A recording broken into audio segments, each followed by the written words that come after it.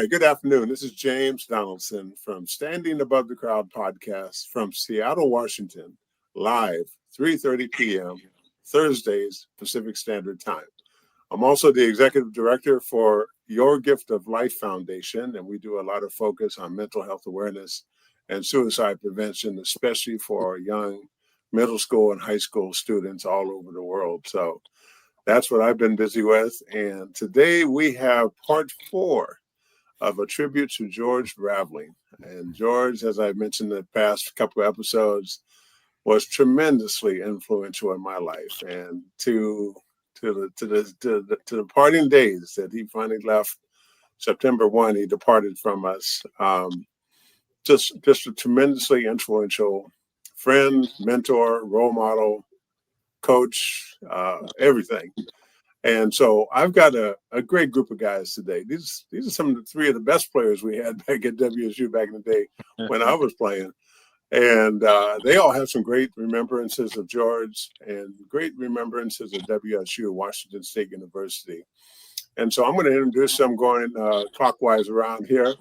So up is Ricky Brown, who was one of George's first recruits. He can get into that story a little bit later as we get the introductions out of the way. Don Collins, superstar WSU player, his jerseys retired up in the rafters, and went on and had a great professional basketball career.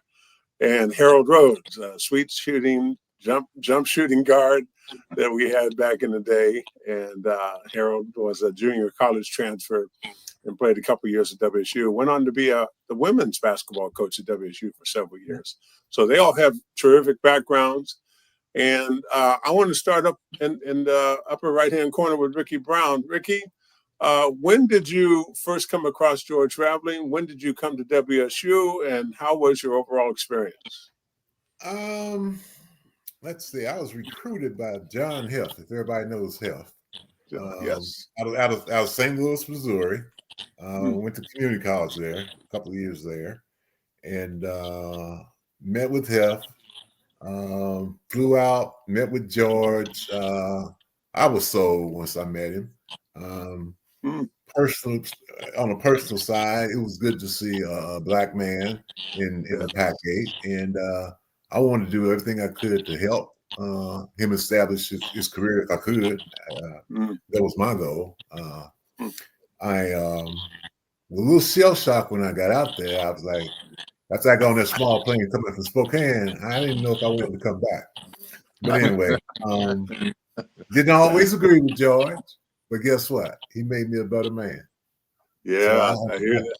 I've got a lot of good things to say about him. I could talk about him all night. But like I said, it's part of leadership that he showed us, cohesiveness, being part of a team, being part of something that maybe you didn't grow up with. You know, coming from St. Louis, Missouri, it was a little different. Yes. But my time spent there with the players, the faculty, and just the people on WSU's campus, they were always ahead of all other campuses. I have no regrets, enjoyed it, wish I could have stayed out on the West Coast. But George got me a coaching job at Tennessee Tech University as soon as I graduated. So I got on that old horse and got gone. And I coached till 80 and got to see George one time. I think it was up in Indy. He was holding court as usual at the table. Got to see him in Indianapolis. Then I talked with George, Coach George, right after his accident out in LA. And as recent as June, I talked to Coach Raveling, and he said he was doing fine. He was telling me that his birthday was on the 26th, you know. That's right.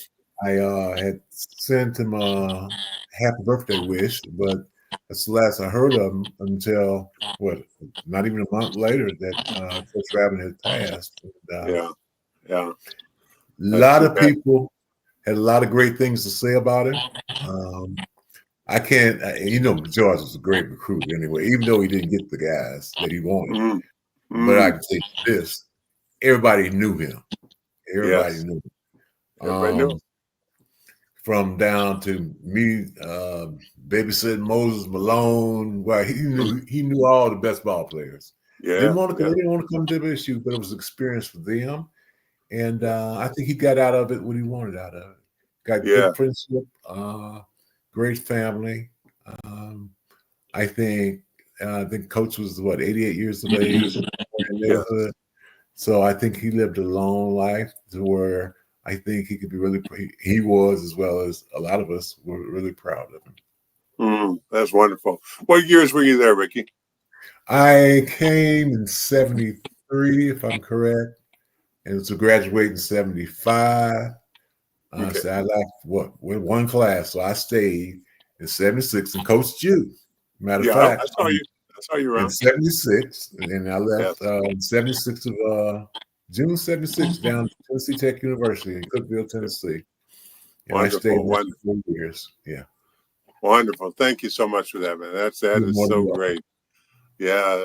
Don Collins, you up next. What do you got to say about George and about your stay at WSU? My name is Donald Collins. I attended WSU from 1976 to 1980. It was a culture shock for me, but I think besides George, the players, when I came out there for recruit, the players like Harold and Kenny Jones and Sag, Greg, I can't even think of Greg's last name. Yeah. Greg Johnson. Yeah, Greg Johnson and Norton Barnhill was still there, and David Jeffries and Ron Davis was still visiting, and they convinced me to come to Washington State. I mean, we played all weekend, and they said, "Boy, you can hold your own, young fella." I wasn't big as a minute. I was a string bean then. Yes. And I remember George telling me, he said, "I can't make you no promises." He said, "But son, I can promise you this. I'll give you an opportunity to play." And basically that's all I wanted to hear. Yeah. And I had never had aspirations of playing the NBA and all that. I just wanted my family to see me play on TV. Yeah. At least one time in my college career. And playing against UCLA and USC and Oregon State. Yeah. That was just a blessing. Yeah. And, then my junior year, after my freshman year, I was finna leave. I was finna transfer. And he called me in the office. He said, "Well, what can I do for you? I don't want you to go." I said, "Coach, look, I got a twin brother. I ain't never been away from my twin brother. And he finna get out the military. Can you help him get in school here?" He said, "Got you." When school started back up my sophomore year, my twin brother was enrolled at Washington State. Wonderful. And I was happy because I had never been away from him in my life, so that year was tough. Yeah. And I had played like 35 minutes a game as a freshman. I had kind of made a name for myself as a freshman, and I figured I could transfer anywhere. And I was gonna leave. He said, "Don't leave. I got you." And then the last thing I remember about him, most of all, is coming into my junior year. He called me into the office. I'm like, "Oh God." Because the saying is, if it's to be, is up to me, right? That's right. I'm like, what I done now? Oh Lord! No. And he called me in, and I went and sat down, and I was shaking like drugstore dice. And he said, "Don, I made a decision." He said, "I'm gonna put the ball in your hands, and we're gonna run with you, because Stewart hasn't developed like I hoped he would." Yeah. And I'm gonna put the ball in your hands. And I took it and ran with it. You did. I took it and ran with it, and it was exciting for me to have the team on my back. Yeah. And those are some of the most important things I remember about George. But he was always good to me. He gave me clothes because I was, I didn't have clothes like most of the other guys, nice clothes and stuff. I came from a middle class family, but it was 8 of us. Mm. It was like hand me downs. I had 3 older brothers and a twin, so it wasn't like I, had new stuff or whatever. And his stuff used to dwarf me. Oh my God. His sweaters, I couldn't wear none of his slacks, but his sweaters, his shirts. But I was clean. I was clean, and I never forget that, and I always love him for it because he wanted me to be like everybody else. That's right. Yeah, that's wonderful. Wonderful. That was my man. Hey, you brought up some great names in the past, man. And George had a knack for bringing some great players to Lily White, Washington State University campus. I mean, like I said, it was a culture shock for me because there we were. First of all, I came from the inner city. Yeah. I didn't only white people that went to my school was lower than me, considered lower than me. You know what I'm saying? Yeah. So I've always had black coaches all my life, which was a plus. Mm-hmm. But when I got to Washington State and seen all those Caucasians, and I'm like, oh shit. Oh my God. Man, it was a culture shock for me, for real. That's good. Hey man, Harold Rhodes, man. Let's move on to Harold, and we got a few more minutes afterwards to wrap up. Harold, let's stay with Don. This is pretty good. Yeah, Don is funny. Hey, Harold. All I can say is, Don, you're not lying. Yeah, you ain't lying. I said, you ain't lying. No. And I remember talking to Harold a lot of times. He used to talk to me and just, try to keep me calm because I was panicking. Shit. Panicking. Harold, man, what you got to say about your remembrances and your experience? Well, George could talk the sugar, could talk the white off of sugar, man. He was. I initially had signed with Georgia Tech. Okay. And I was in junior college, and I got a C- in one of the science classes, which dropped my GPA below a 3.8, and that was the minimum for Georgia Tech. You had to have a 3.8 average. Wow. And so I had to sit out a year, and just to stay in shape, I played basically on an intramural team in Texas. And George was down to watch a couple of tournaments in the junior college tournaments in Texas, and he heard about me. And he sent Mark Edwards down to watch one of the intramural games, and I had one of my better games. And so all of a sudden now, I'm getting phone calls from George, and I decided, okay, I'll take the visit because I had gotten my grades up and was eligible to go to Georgia Tech.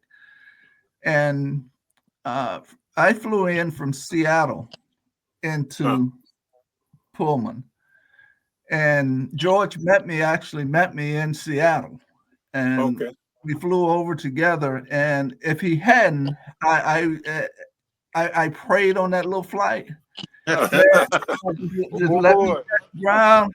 I'm headed back home. What was interesting, when you're flying in from Seattle, you kind of go over toward Moscow, and it turns back to land. Yep, right. So I'm looking out over on the left side, and I see all these lights, and that was Pullman. And you look out on the right side, you're seeing all these lights. And Georgia said, man, you won't believe how big this place is. You see these lights over on the left and these lights over on the right. But I didn't realize there was 8 miles of wheat field underneath in between. That's right.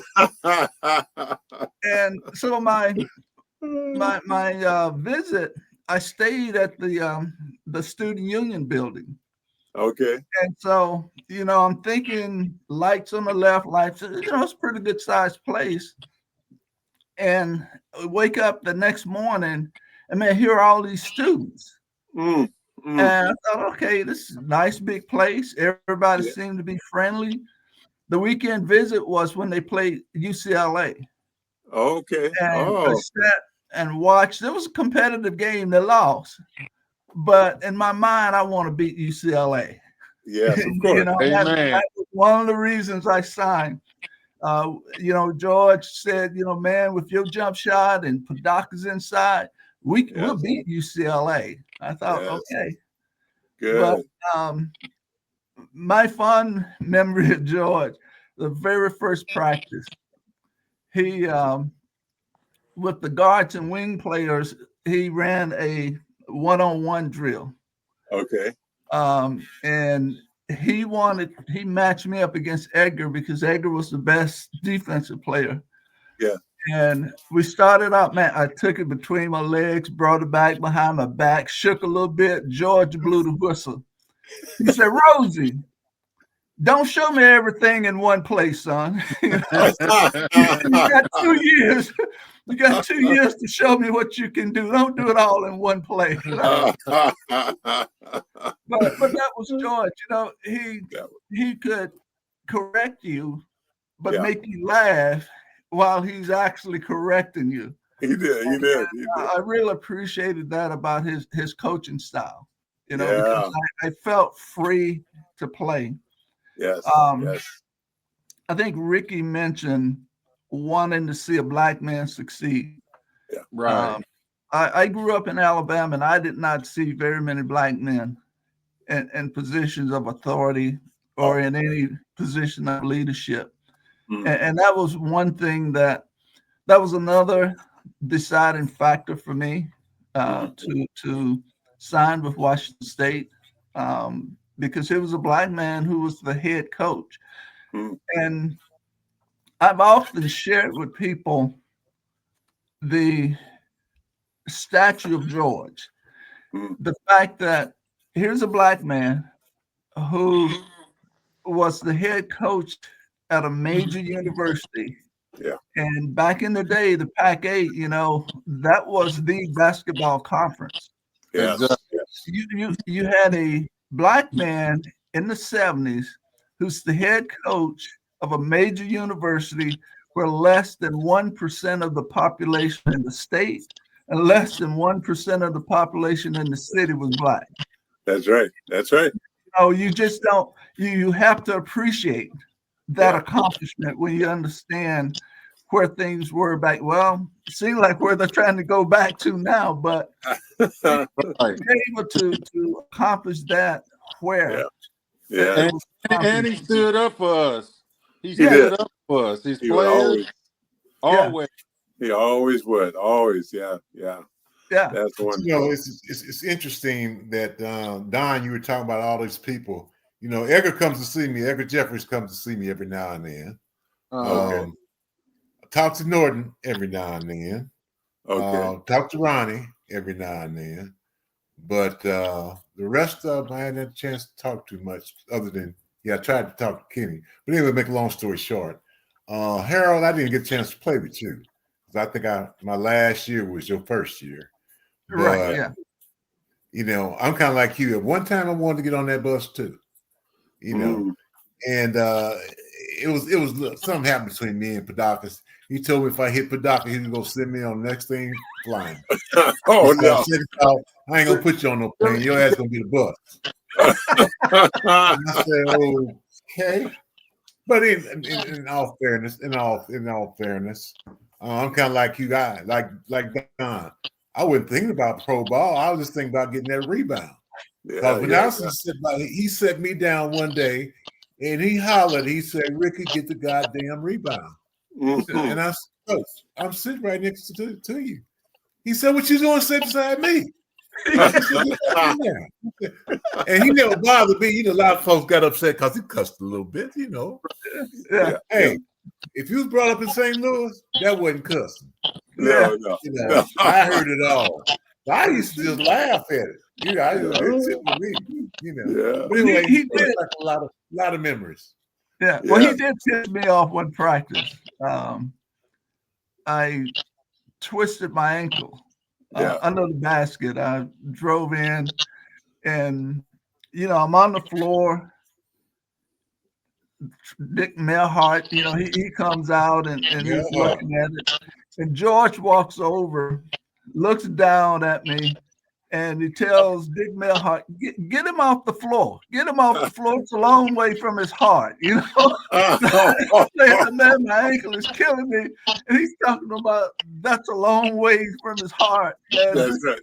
That's right. I was ticked off. That's the only time he ticked me off. Yeah. Can't make the club in the tub. That's right. You always said that. Can't make the club in the tub. That's all right. That's all right. But George.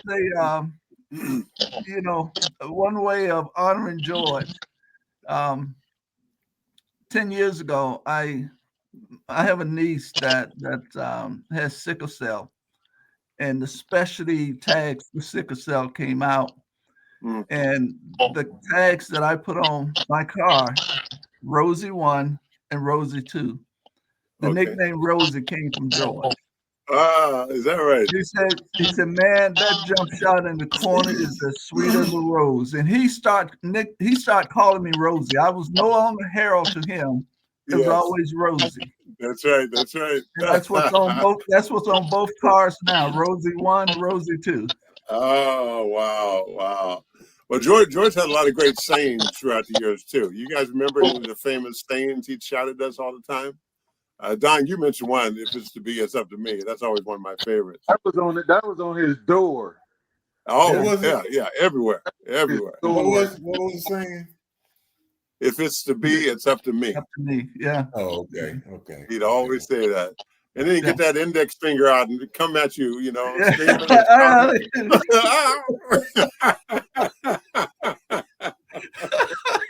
Oh, yeah. The guys remember him in practice. George was 6'6". He wasn't no little dude. No, he wasn't little. No, and that big old gun on him too. Yeah. I remember them damn leisure suits. Yes. He was always sharp now. Yeah. He was sharp. Yeah. Well, he had that book, that Dress for Success book. Remember? He used to give it to us and we read through it. But all I remember is every time we went somewhere, I get in the car with George because I knew he was going to buy a new album, cassette. Track. Yeah. Or something. Yeah. And he loved the Average White Boys. Yeah. Well, that's the only time I get a haircut, when I sneak off with him. Yeah. I got a chance to see him last summer, July of 24. I drove down to LA from Seattle, spent the whole day with him. And it was just one of the best experiences, just to be with him and reminisce about WSU, about his coaching career. He had a library, floor to ceiling, with books and trophies, mementos. I mean, he took me all through that, gave me a couple of his books to take home. I'm like, man, this guy, he just never stops reading, always reading something. Remember those newspapers? He used to read those papers. Oh, yeah. Hey, James, he got me into reading. He did? Got me into reading, being around him at WSU. And I read, I got a library of my own. Oh, good for you. Okay. He rubbed off on you. Yeah. So he always told me, Donald, reading is knowledge. Yes. Words. Reading is knowledge. And I finally took heed, and he was right. Yeah. Now, when's the last time you all saw him or talked to him? Ricky, you said you talked to him in June? To him, June of this year. Before his birthday. I called him at his birthday. Don, when's the last time you... I probably ain't seen George in 20 years. Yeah, but he talked to you every now and then, didn't he? Yeah, he talked to me on the phone. Matter of fact, he the one that called me and told me that my jersey was getting retired. He said he was going to be there, but I didn't know he was going through the sickness again. Like, I knew he had cancer. Yeah. I thought he was still in remission, but he wasn't. No. he was going to be there, and he was the only one I was looking forward to seeing. Really. Yeah, he told me the same thing. Yeah. And Harold, were you in touch with him through the years? Off and on, off and on. The last time I spoke with him, it was 2 or 3 years ago. Angelo Hill flew through and yes, spent a couple of days in LA. And Angelo and one of my former players, Monica Delgadillo, good friends. And she called when they were all together. Good, That was good, years good. ago. Yeah. But I used to run into him at coaches' clinics.